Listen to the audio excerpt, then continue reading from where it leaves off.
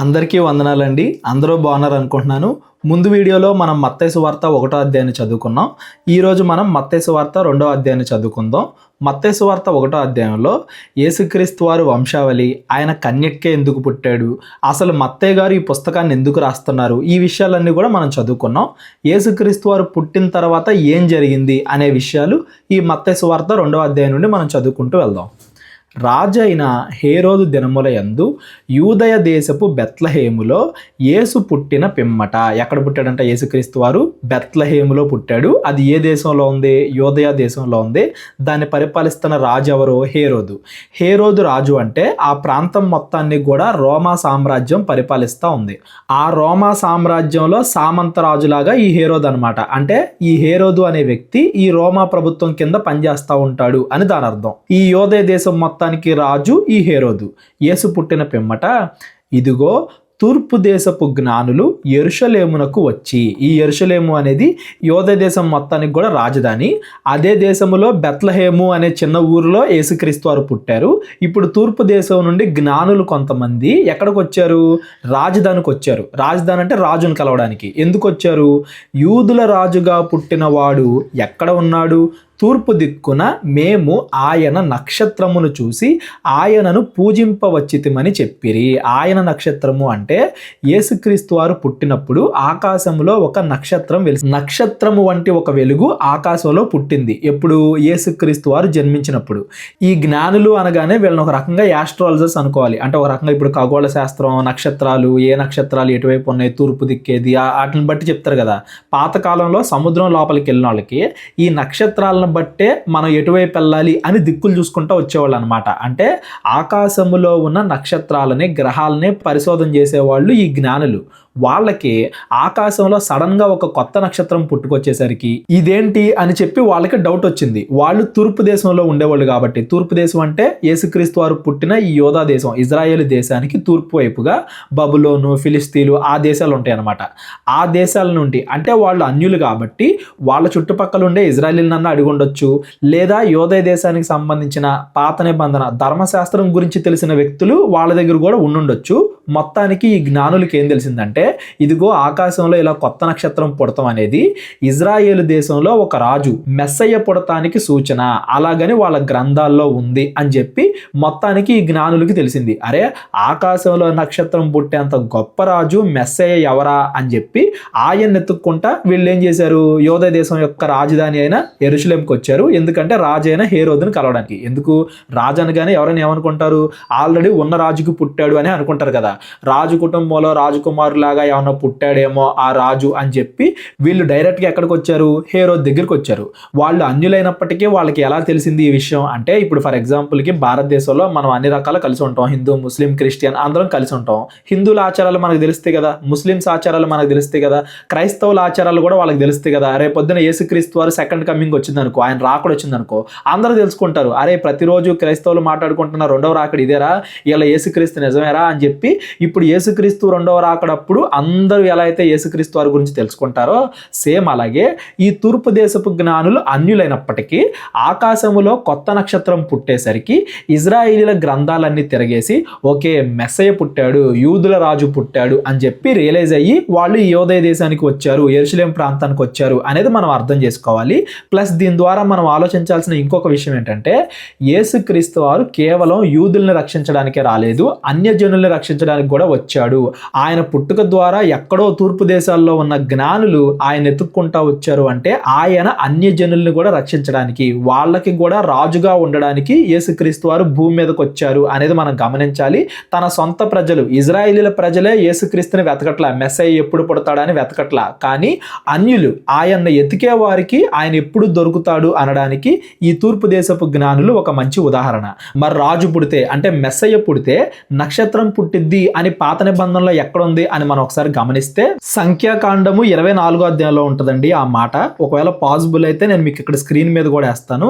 సంఖ్యాకాండం 24లో ఉంటుంది అనమాట. రాజు పుట్టినప్పుడు, యూదుల మెస్సయ్య పుట్టినప్పుడు ఒక నక్షత్రము ఉదయించిద్ది ఆకాశంలో అని చెప్పి, ఈ నక్షత్రము పుట్టడం ఆకాశంలో అనేది మెస్సయ్య పుట్టాడు, యేసుక్రీస్తు వారు యూదుల రాజు పుట్టాడు పుట్టాడు అంటానికి ఒక సూచన. ఇప్పుడు ఆ జ్ఞానులు రాజు దగ్గరికి వచ్చి హేరోదు రాజు ఈ సంగతి విని, అంటే జరిగిందంతా ఆ రాజు దగ్గరికి వచ్చి ఇదిగో మీ కుమారుడు ఎక్కడున్నాడు, యూదుల రాజు ఎక్కడున్నాడు అని చెప్పి ఆయన అడిగారు. ఆ సంగతి విన్నప్పుడు అతడును అతనితో కూడా ఉన్న యెరూషలేము వారందరూ కలవరపడిరి. ఎందుకు కలవరపడ్డారు? ఇదేంటిది, హేరోదు రాజు కాకుండా ఇంకొక రాజు పుట్టాడా, ఈయన వంశంలో నుండి కాకుండా ఇంకొక రాజు పుట్టాడా అని చెప్పి వాళ్ళు భయపడ్డారు. ఎందుకంటే రాజు అనగానే వాళ్ళు ఎలా ఊహించుకుంటారు, రేపొద్దున పెద్ద అయిన తర్వాత యుద్ధం జరిగి ఈ దేశాన్ని ఆక్రమించుకుంటాడేమో అలా చూస్తారు. ఆయన భూమి మీద దేశాలని ఆక్రమించుకునే రాజు కాదు, ప్రజలని మంచిగా ఏలే పాపాలు పోగొట్టే రాజు అన్న విషయం వాళ్ళకి తెలియదు కదా. వాళ్ళందరూ కూడా అది విన్నప్పుడు భయపడ్డారు. ఓహో, రేపొద్దున ఫ్యూచర్లో ఈ హేరోదు చనిపోతాడేమో, ఈ హేరోదు కుమారులు హేరోదు వంశంలో కాకుండా దావీదు వంశంలో పుట్టిన వేరే వాళ్ళు ఇజ్రాయేలీని వెళ్తారేమో అని చెప్పి వీళ్ళందరూ అతనితో కూడా ఎవరెవరైతే అక్కడ ఉన్నారో వాళ్ళందరూ కూడా భయపడ్డారు. ఆ యెరూషలేములో ఉన్న వాళ్ళు అంటే హేరోదుకి సపోర్ట్ చేసేవాళ్ళు వాళ్ళందరూ కూడా. ఈ హేరోదు అనే వ్యక్తి ఇజ్రాయేలీయుడు కాదండి, ఎదోమీయుడు, రోమీల చేత నియమింపబడిన వాడు రాజుగా ఉండడానికి. అంటే సామంత రాజుగా రోమారాజు ప్రభుత్వం కింద పనిచేసేవాడు. రోమారాజు ప్రభుత్వం కింద పనిచేసేవాడు. తన రాజ్యాన్ని తాను కోల్పోతున్నాడు అంటే భయం వచ్చింది కదా, అలా అందరికీ భయం వేసింది, కలవరపడ్డారు. కాబట్టి రాజు ప్రధాన యాజకులను, ప్రజలలో నుండి శాస్త్రులను అందరినీ సమకూర్చి, ఎవరెవరైతే పండిత జ్ఞానం ఉంటుందో వాళ్ళందరినీ సమకూర్చి క్రీస్తు ఎక్కడ పుట్టునని వారిని అడిగాను. అందుకు వారు యూదయ బెత్లహేములోనే అన్నారు. అంటే ఇక్కడ ఏంటి, రాజు పుడితే నక్షత్రం పుట్టిద్ది అని తూర్పు దేశ జ్ఞానులకు తెలుసు, కానీ ఆయన ఎక్కడ పుడతాడు, బెత్లహేములో పుడతాడు అన్న విషయం ఆ తూర్పు దేశ జ్ఞానులకు తెలియదు. వీళ్ళు పాత నిబంధన మొత్తం తిరిగేసి బెత్లహేములోనే పుడతాడు అని చెప్పారు. ఈ మాట మనకి మీకా గ్రంథంలో ఉంటుంది. మీకా గ్రంథం 5వ అధ్యాయంలో ఉంటుంది. తర్వాత ఎవరన్నా చదువుకోవాలనుకుంటే చదువుకోండి. ఇప్పుడు మనకి ఇక్కడ వచ్చే సామాన్యమైన క్వశ్చన్ ఏంటంటే, జ్ఞానులు ఆ నక్షత్రాన్ని చూసి యూదా దేశం వరకు వచ్చారు కదా, డైరెక్ట్ గా యేసుక్రీస్తు పుట్టిన ప్లేస్కే వెళ్ళొచ్చు కదా, ఎందుకని రాజు దగ్గరకు వచ్చారు అని మీరు అడిగితే, ఇప్పుడు నక్షత్రం అనేది ఎక్కడో ఆకాశంలో ఉంటది, అది కరెక్ట్ గా ఏ ఇంటి మీద ఉంది అని చెప్పడం చాలా కష్టం. ఉదాహరణకి ఇప్పుడు మనకి పగల పూట సూర్యుడు ఉంటాడు మన దేశం పైన, అదే భూమి కింద ఇప్పుడు అమెరికా కానీ అటువంటి ప్లేస్లు అనుకో, వాళ్ళకి పగలు కాదు, వాళ్ళకి ఇదే టైంలో రాత్రి, అంటే వాళ్ళ పైన చంద్రుడు ఉంటాడు. ఇప్పుడు ఏ దేశం పైన సూర్యుడు ఉన్నాడు, ఏ దేశం పైన చంద్రుడు ఉన్నాడు అనే చెప్పడం చాలా ఈజీ. మన ఇండియాకి పక్కనుండే చైనాకు కూడా కొంచెం టైం గ్యాప్ ఉంటుంది. కరెక్ట్ గా ఏ దేశము ఏ ప్లేస్ పైన ఆ నక్షత్రము నుంచుంది అని చెప్పడం కష్టం. యోదయ దేశం అని చెప్పడం ఈజీ. ఆ యోదయ దేశంలో కరెక్ట్ గా ఏ ఊరు, ఏ ఇంటి పైన ఆ నక్షత్రం నిలుచుంది అని చెప్పడం అనేది చాలా కష్టం. కాబట్టి వాళ్ళు ఈజీ ప్రొసీజర్ కింద ముందెళ్ళి రాజుని అడిగారు అనేది మనకు అర్థం అవ్వాలి. వాళ్ళు ఇంకొంచెం నారో డౌన్ చేసి, ఇదిగో యోదయ దేశం మొత్తంలో ఈ బెత్లహేము అనే ప్రాంతంలో ఆ రాజు పుడతాడు అని పాత నిబంధన చెప్తుంది, ధర్మశాస్త్రం చెప్తుంది అని చెప్పారు. అప్పుడు వాళ్ళు, యోదయ దేశపు బెత్లహేమా, నీవు యూదా ప్రధానులలో ఎంత మాత్రమును అల్పదానమైనవి కావు, ఇజ్రాయేలును నా ప్రజలను పరిపాలించు అధిపతి నీలో నుండి వచ్చును. ఇది మీకా గ్రంథంలో ఉంటుందండి అని ప్రవక్త ద్వారా రాయబడి ఉన్నది అనిరి. ఇదిగో పాత నిబంధనలో ఇక్కడ ఉంది, ఇలా ఉంది, ఆయన బెత్లహేంలో పుడతాడు అని చెప్పారు. అంతటా హేరోదు ఆ జ్ఞానులను రహస్యముగా పిలిపించి, రహస్యముగా అంటే అందరికీ తెలియకుండా, అంటే ఏదో కుయుక్తుంది లోపల ఏదో పెట్టుకుని బయటికి ఇంకేదో మాట్లాడుతున్నాడు అని దాని అర్థం.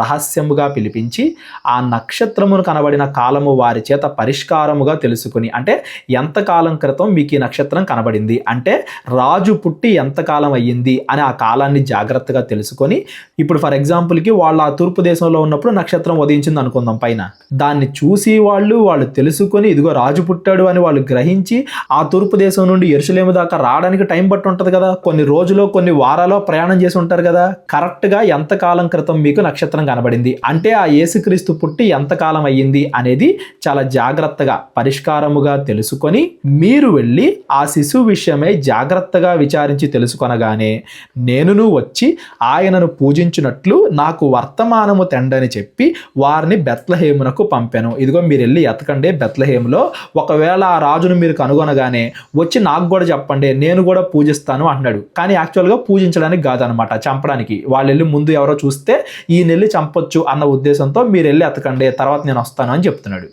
వారు రాజు మాట విని బయలుదేరి పోవుచుండగా ఇదిగో తూర్పు దేశమున వారు చూచిన నక్షత్రము ఆ శిశువు ఉండిన చోటికి మీదుగా వచ్చి నిలుచు వరకు వారికి ముందుగా నడిచెను.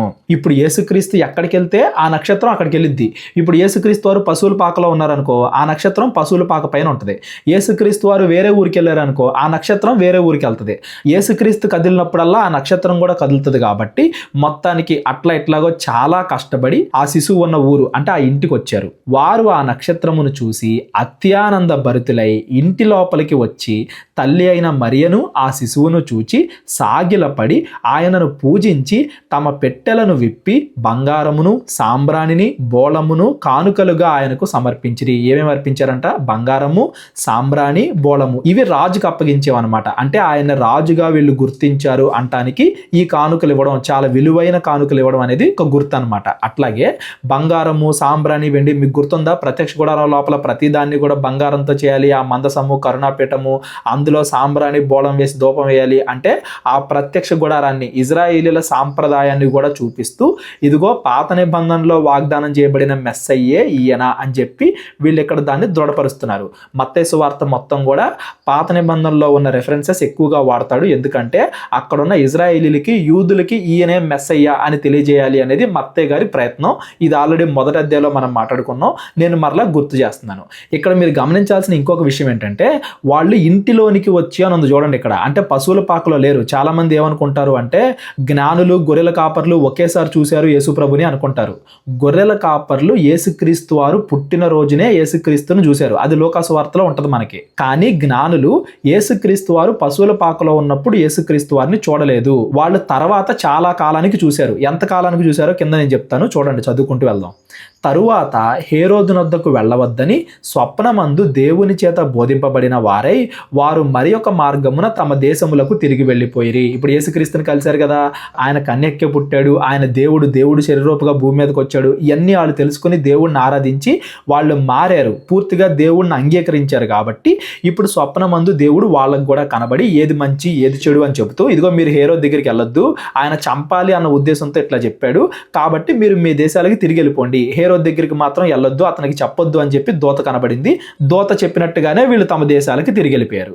ఇక్కడ మనం 2 విషయాలు గమనించాలండి. చాలా మంది అడుగుతూ ఉంటారు, జ్ఞానులు కేవలం 3 మందే అని ఎక్కడా చెప్పలేదు. 3 వస్తువులు తీసుకొచ్చారు, బంగారం, సాంబ్రాణి, బోళము అని 3 వస్తువులు తీసుకొచ్చారు, అంతేగాని 3 మాత్రమే అని ఎక్కడ చెప్పలేదు. వాళ్ళు ఎక్కువ మందే వచ్చి ఉండొచ్చు, కేవలం 3 వచ్చి ఉండొచ్చు, మనకు తెలీదు. 3 కన్నా ఎక్కువ మంది వచ్చే అవకాశాలే చాలా ఎక్కువగా ఉన్నాయి. ఇది మొదటి విషయం. అయితే ఇక్కడ జ్ఞానుల గురించి మనం గమనించాల్సిన ఇంకొక విషయం ఏంటంటే సుమారుగా 1.5-2 సంవత్సరాల పాటు వాళ్ళ సొంత దేశాన్ని వదిలి ప్రయాణంలోనే ఉంటూ ప్రయాణంలోనే తింటూ యేసుక్రీస్తు వారిని వాళ్ళు వెతికారు అంటే వాళ్ళకి ఎంత విశ్వాసం ఉండుంటుంది మీరు ఒకసారి గమనించండి.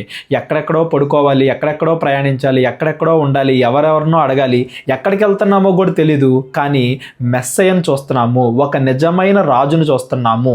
ప్రకృతే ఈయన పుట్టాడు అంటానికి ఒక సూచనగా నక్షత్రం ఇచ్చింది అంటే ఆ దేవుడు ఎంత గొప్పవాడై ఉంటాడో అని, ఆ దేవుణ్ణి చూడడానికి వెళ్తున్నాము అని వాళ్ళల్లో ఎంత విశ్వాసం ఉండుంటది.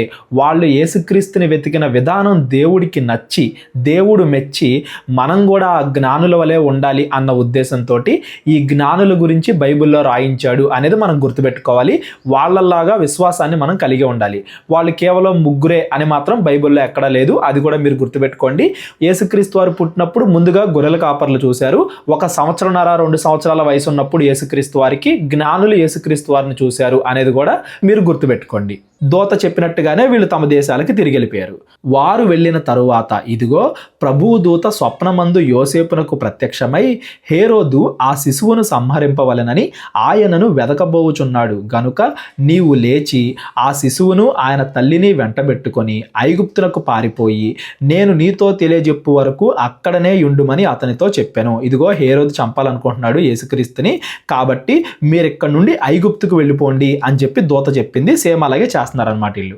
అప్పుడు అతడు లేచి రాత్రి వేళ ఆ శిశువును తోడుకొని ఐగుప్తుకు వెళ్ళి రాత్రికి రాత్రే ప్రయాణమై వెళ్ళిపోయారు. దూత చెప్పిన వెంటనే ఆగకుండా వీళ్ళు ప్రయాణమై వెళ్ళిపోయారు. ఈ విషయం బట్టి మనకు అర్థం అవ్వాల్సిన ఇంకొక విషయం ఏంటంటే ప్రభువు దూత ప్రతిసారి కూడా వీళ్ళని గైడ్ చేస్తుంది. ఏదో యేసుక్రీస్తు వారు పుట్టినప్పుడు ఇదిగో మరే గర్భం పరిశుద్ధాత్మ వల్ల కలిగింది, ఆవిడ తప్పు లేదు అని చెప్పడం మాత్రమే కాదు, ప్రతి సమయంలో కూడా ప్రభువు దూత వీరికి కనబడతానే ఉంది, వీరిని గైడ్ చేస్తానే ఉంది అని దాని అర్థం. కొంతమంది చెప్తా ఉంటారనమాట, ఏదో కళ్ళలో పీడకలకు అన్నంత మాత్రం అన్ని నమ్మేస్తారా అని. అట్లా కాదు, ప్రతి సమయంలో దూత ముందుండి వాళ్ళని నడిపిస్తుంది అనేది ఈ సందర్భం ద్వారా మనకు కనబడాలి.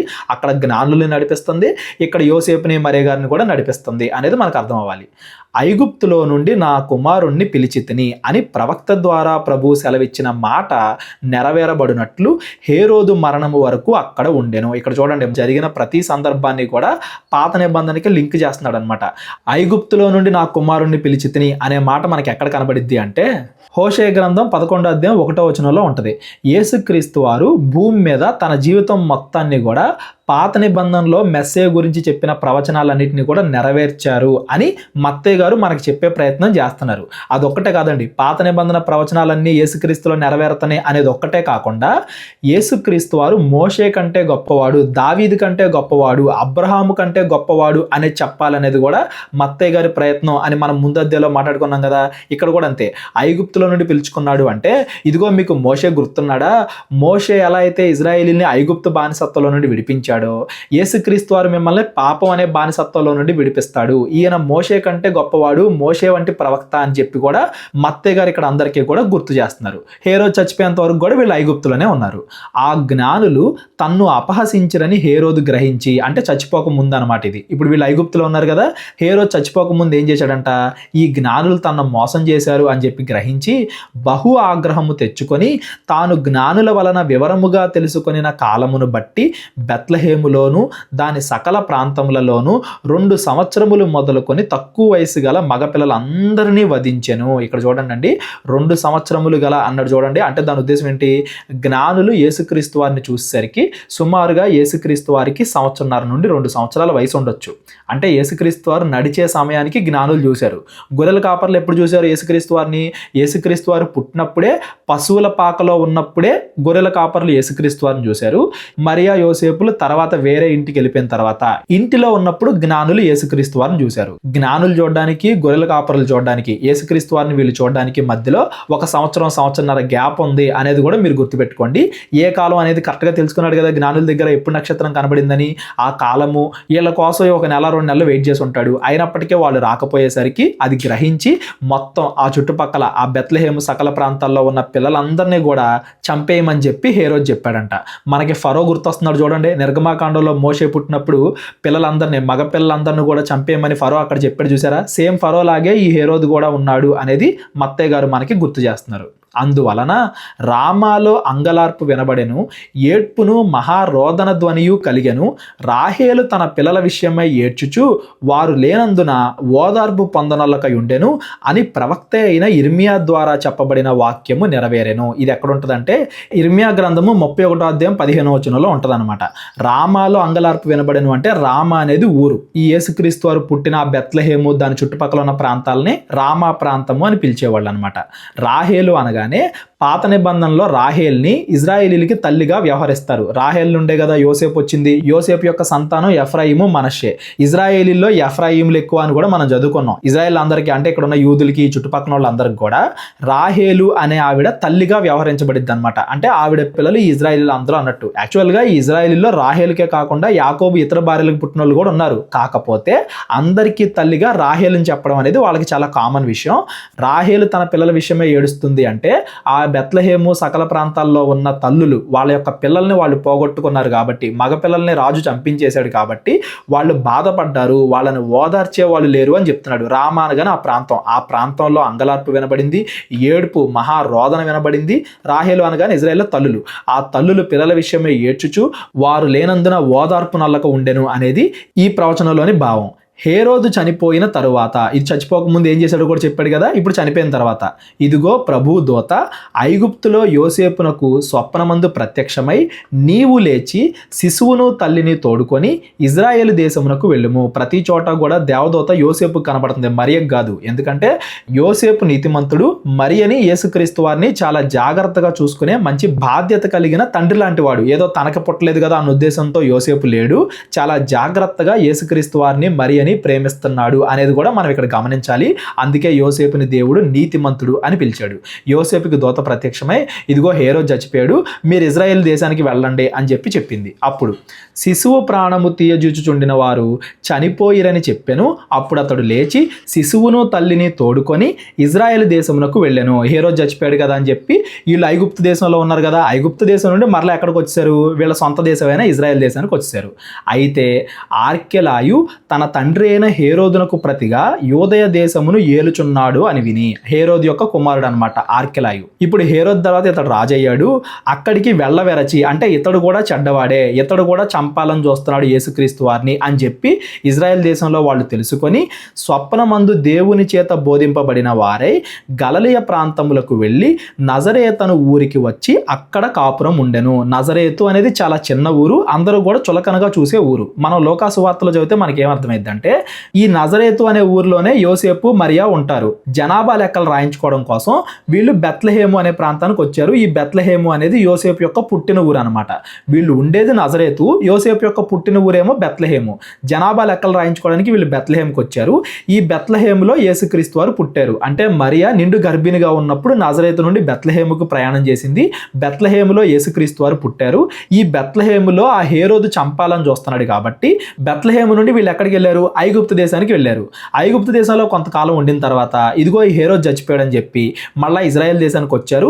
ఇజ్రాయెల్ దేశంలో ఆర్కెలాయు తనకు ప్రతిగా రాజయ్యాడు, ఆర్కెలాయు కూడా చెడ్డవాడే అని తెలుసుకొని ఐగుప్తు దేశం నుండి మళ్ళా వాళ్ళంత ముందు స్థిరపడిన నజరేతు అనే ఊరికి మళ్ళా వీళ్ళు తిరిగి వెళ్ళిపోయారు అనమాట. ఫైనల్ గా నజరేత్కి తిరిగి వెళ్ళిపోయారు. ఇప్పుడు దేవదూతకు తెలియదా వీళ్ళు ఐగుప్తులో ఉన్నప్పుడు ఇదిగో హేరోదు చచ్చిపోయినా ఆర్కెలాయు అనే చెడ్డవాడు ఉన్నాడు, ఆ రాజు కూడా చంపాలని చూస్తున్నాడు కాబట్టి మీరు వెళ్ళొద్దు అని చెప్పొచ్చు కదా. ముందు ఐగుప్తు నుండి ఇజ్రాయెల్కి రమ్మని, ఇజ్రాయెల్లో మళ్ళీ ఇదిగో వీడు చెడ్డోడు చంపేస్తాడు కాబట్టి మీరు మళ్ళా నజరేత్కి వెళ్ళిపోండి అని దేవదూత 2 సార్లు ఎందుకు చెప్పింది అంటే వాళ్ళు ఐగుప్తు దేశంలోనే ఉండకూడదు, ఐగుప్తు దేశం నుండి నజరేత్కి రావాలి అన్న ఉద్దేశంతో. నజరేత్కి ఎందుకు రావాలి?